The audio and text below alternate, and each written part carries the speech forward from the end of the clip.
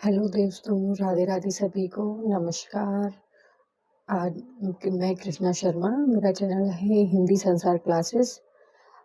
हम स्वरों के भेद के बारे में चर्चा कर रहे थे। हमने उच्चारण समय के आधार पर स्वरों के भेद पर चर्चा कर ली, जीवा स्थिति के आधार पर स्वरों के भेद के बारे में चर्चा कर ली। हम आज करेंगे ओष्ठाकृति के आधार पर स्वरों के भेद। तो चलिए चलते हैं।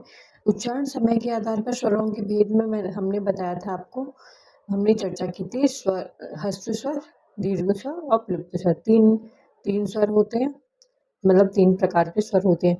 और जीवा स्थिति के आधार पर 3 प्रकार के होते हैं स्वर, अग्र स्वर, मध्य स्वर और पश्च स्वर। इसके लिए मैंने ट्रिक भी आपको बताई थी, वो आप देख लीजिएगा पिछली क्लासों में। आज हम करेंगे ओष्ठाकृति के आधार पर स्वरों के भेद। आज हम चर्चा करेंगे ओष्ठाकृति के आधार पर स्वरों के भेद। स्वरों को होठों की आकृति, ओष्ठाकृति के आधार पर भी 2 वर्गों में बांटा गया है। एक है अवृत्ताकार, दूसरा है वृत्ताकार। पहला देखते हैं अवृत्ताकार, अवर्तुलाकार भी कहते हैं इसे। जिन स्वरों के उच्चारण में होठ ओष्ठ वृत्ताकार न होकर फैले रहते हैं उन्हें अवृत्ताकार स्वर कहते हैं। इसे अवृतमुखी भी कहते हैं, इन्हें अवर्तुलाकार भी कहते हैं। जैसे अ, आ, ई, ए। आप बोल करके देखिए, आपको भी पता चलेगा इस चीज से, तो अच्छे से भी समझ में आएगा। जैसे एग्जाम में कभी याद ना रहे तो आप बोल करके भी देख सकते हैं, तो आपको पता चल जाएगा। दूसरा है वृत्ताकार, जिन स्वरों के उच्चारण में होठ ओष्ठ वृत्ताकार गोल होते हैं, जैसे कि उन्हें वृत्ताकार स्वर अथवा वृत्तमुखी कहते हैं। उन्हें वर्तुलाकार भी कहते हैं। जैसे ऊ ऊ, देखो ये होठ गोल हो रहे हैं कि नहीं हो रहे। ऊ ऊ, ओ औ, ये गोलाकार हो रहे हैं होठ हमारे, तो इसे हम गोलाकार कहेंगे। देखिए मैंने जैसे चित्र में समझाया। ओष्ठाकृति के आधार पर वर्णों के भेद। वर्णों के 2 प्रकार के भागों में बांटा गया है। वृत्तमुखी, वृत्ताकार, जिन वर्णों के उच्चारण में मुख्य रूप से मुख से होठ गोल वृत्त बनते हैं उन्हें वृत्तमुखी या वृत्ताकार वर्ण कहते हैं। और अवृत्ताकार वर्ण वो होते हैं जिन वर्णों के उच्चारण में होठ गोल नहीं होते, वे सीधे या विभिन्न आकार के में रहते हैं, उन्हें अवृत्ताकार कहते हैं। जैसे देख लेते हैं वृत्ताकार कौन से होते हैं। जैसे ऊ, ओ, आ, ये वृत्ताकार है। और अवृत्ताकार है आ, ई, ए। ये अवृतमुखी हैं। होठ गोल बनते हैं तो वृत्ताकार, और विभिन्न आकार के बन रहते हैं तो अवृत्ताकार। आ गया समझ में आप लोगों को? कमेंट पर जरूर बताइएगा। अब हमें ओष्ठाकृति के आधार पर तो देख लिया, अब हम देखते हैं उच्चारण स्थान के आधार पर। उच्चारण स्थान के आधार पर स्वरों के 2 भेद होते हैं, अनुनासिक स्वर और निम्नवाचक स्वर। अनुनासिक स्वर वो कौन से होते हैं? जिन स्वरों के उच्चारण में ध्वनि मुख के साथ साथ नासिका द्वार से भी बाहर निकलती है, उन्हें अनुनासिकता को प्रकट करने के लिए शिरोरेखा के ऊपर चंद्रबिंदु का प्रयोग किया जाता है। परंतु शिरोरेखा के ऊपर स्वर की मात्रा भी लगी हो तो सुविधा के लिए स्थानाभाव के कारण चंद्रबिंदु की जगह मात्र बिंदु भी लगा दिया जाता है।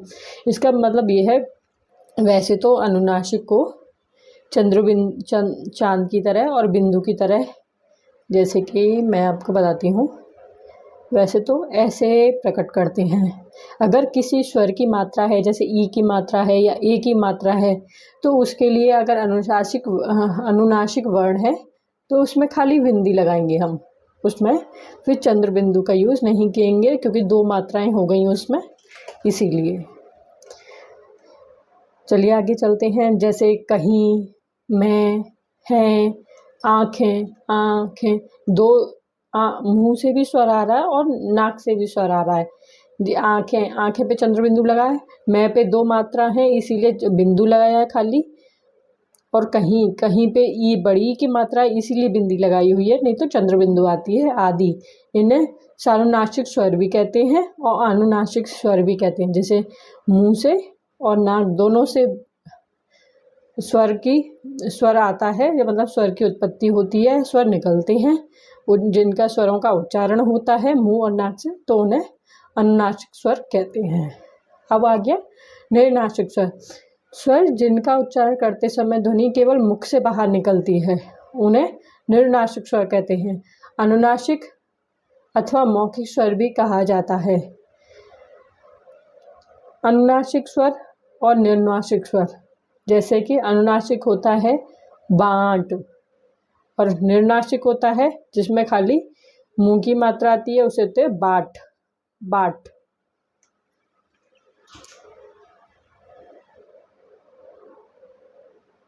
अनुनासिक होते हैं कहीं,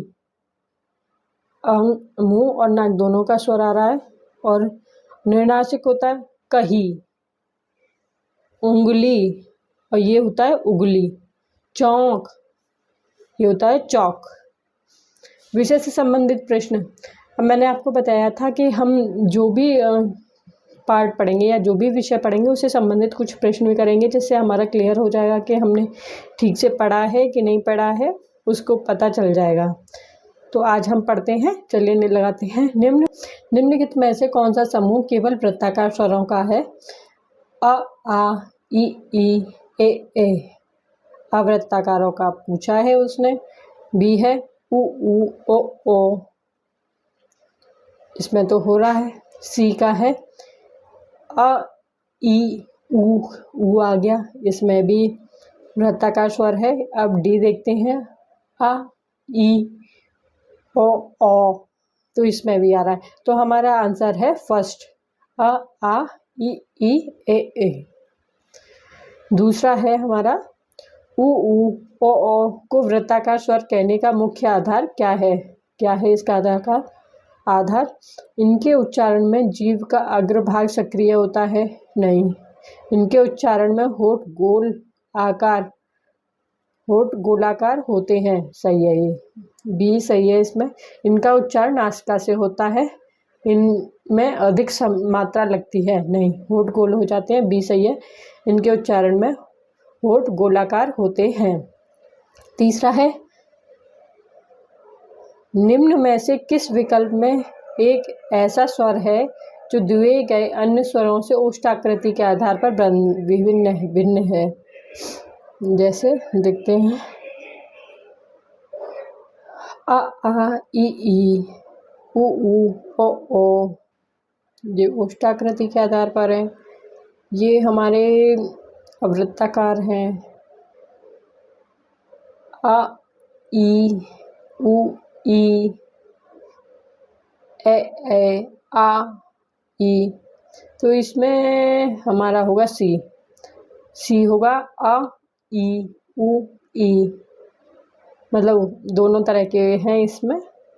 अवर्तुलाकार शब्द का संबंध किससे है?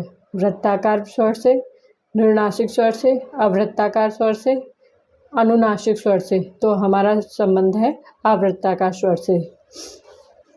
निम्न में से किस युग्म में पहला शब्द अनुनासिक और दूसरा निर्नासिक है? अनुनासिक कौन से होते हैं? जो नाक और मुख दोनों से हवा निकलती है। कहीं और कहीं, ये सही है, ये सही है इसका। बाट और बांट, ये गलत है। चौक और चौक, ये भी गलत है। उंगली, ये भी गलत है। पहला सही है कहीं और कहीं।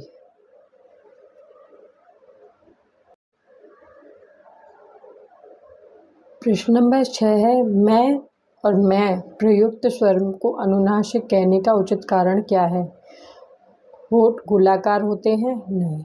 ध्वनि केवल मुख से निकलती है? नहीं। ध्वनि मुख के साथ नासिका से भी निकलती है? सही है। स्वर दीर्घ होता है? ये गलत है। ध्वनि मुख के साथ नासिका से बाहर निकलती है। 7वां है, यदि किसी स्वर के उच्चारण में ध्वनि केवल मुख से बाहर निकले तो उसे किस वर्ग में रखा जाएगा?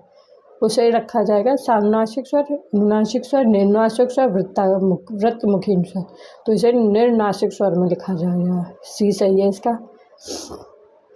उंगली और अंगुली के अंतर से मुख्यतः किस स्वर भेद का ज्ञान होता है? वृत्ताकार, अवृत्ताकार, अनुनासिक, अनुनासिक, ह्रस्व, दीर्घ, अग्र, मध्य। तो हमारे ये हैं अनुनासिक और निर्नासिक। अनुनासिक में चंद्रबिंदी लगती है और निर्नासिक में कोई बिंदी नहीं लगती। तो इसका आंसर है बी, अनुनासिक और निर्नासिक। चलिए 9वां है, निम्न में से कौन सा कथन सही है? सभी निर्नासिक स्वर वृत्ताकार होते हैं। बी है, सभी निर्नासिक स्वर अवृत्ताकार होते हैं। सी है, अनुनासिकता का संबंध उच्चारण में नासिका की भागीदारी है। डी है, वृत्ताकारता का संबंध नासिका से है। तो क्या है इसमें? सी, अनुनासिकता का संबंध उच्चारण में नासिका की भागीदारी से है। सी सही है इसमें। बाट में बाट शब्द के स्वर की विशेषता क्या है?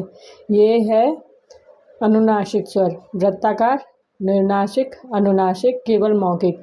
तो इसका है आंसर अनुनासिक शब्द है, सी सही है इसमें। चलिए आज आपको क्लास कैसी लगी कमेंट करके ज़रूर बताइएगा। लाइक कीजिएगा, शेयर कीजिएगा और चैनल पे नए हो तो सब्सक्राइब कीजिएगा। राधे राधे।